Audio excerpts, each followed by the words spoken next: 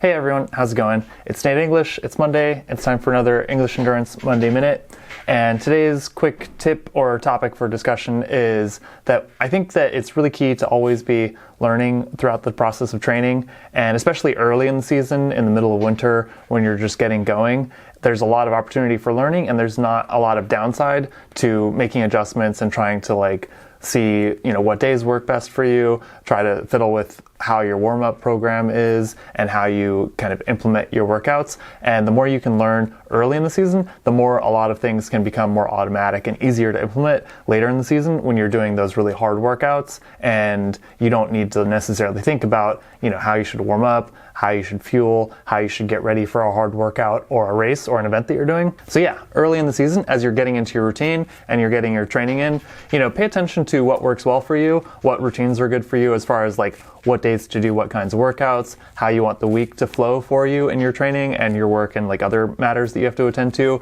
Pay attention to what works well to get you the sleep that you need and what's easy and practical for you as far as recovery, nutrition, and all those little things that can make a big impact. If you can recover just 5% better because you sleep a little bit better and your recovery nutrition is a little bit more dialed in, then the same exact workouts and the same exact training plan will be effectively much better because your body's responding to it much better than if you are, not sleeping very well and your recovery nutrition is not great and you're stressed because your routine is kind of hectic and it's hard to implement. So the more we can smooth those things out early in a training program, the better we'll be throughout the whole coming year. The same thing goes with, little things that we might do during workouts. Early in the season, probably our workouts are not very hard, or at least most of them shouldn't be. So we can pay attention to and be mindful of how we warm up, what time of day we're training, whether it makes better sense to train before work or at lunch or after work. And we can try to get into those routines so that we know what we need to do to warm up, how to fuel for those workouts, how to recover well afterwards by having a snack or a shake or whatever it is that we're going to do for our nutrition after training. And when we're doing these workouts that are less intense and we warm up, we try to execute our intervals, we try to get a really good sense of pacing. If we overdo it or underdo it, or we change up our warm-up routine to try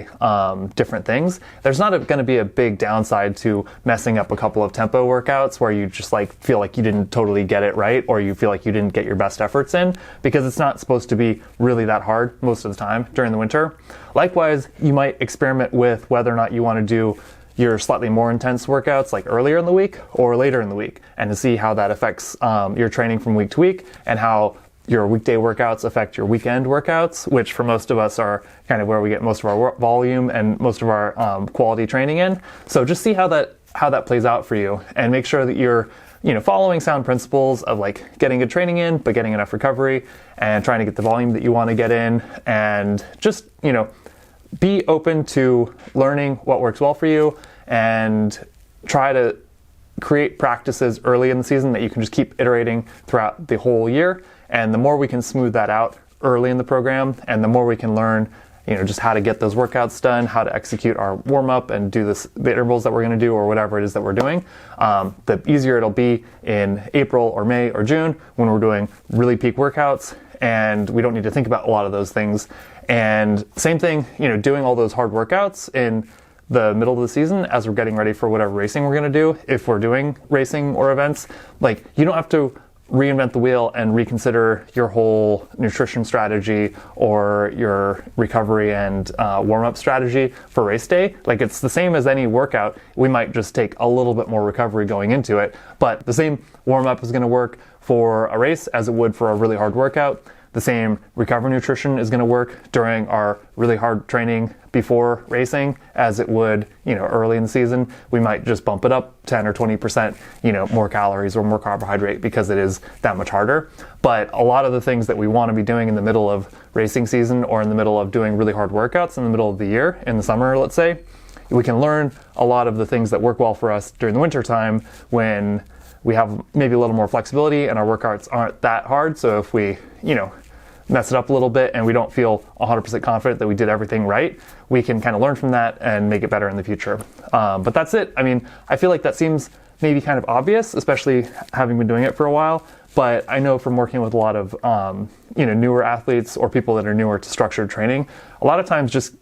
getting some of those details down can make a huge impact on their long-term development. So I hope some of that might be useful to you. If you like this kind of thing, I try to put out little